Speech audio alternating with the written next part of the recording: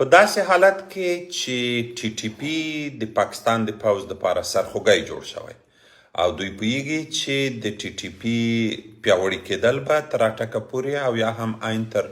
پنجابه پورې په پاکستان کې یو اسلامي نظام راولي. بنان په دغسې یو حالت کې د پاکستان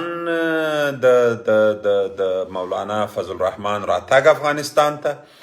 دوه اړخه لري. یو اړخ شخصي د مولانا فضل الرحمن لپاره ده چې مولانا فضل الرحمن شاید هغه ملګري د طالبانو په منځ کې چې پخوا یې ورسره انډیوالي لرله او یا هم تاثیرات پرې لري، د هغې سره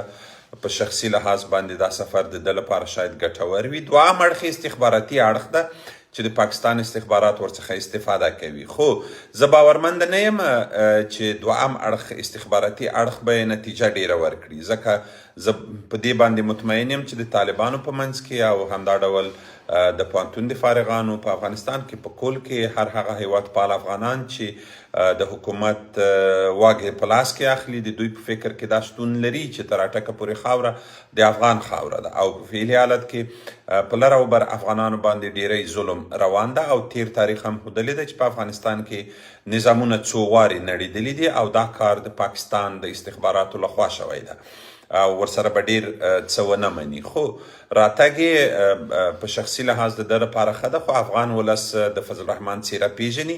او دغه څیره هر وخت د افغانانو لپاره هر هغه څیره وه چې د نظامونو په نړولو کې بارز رول درلوده.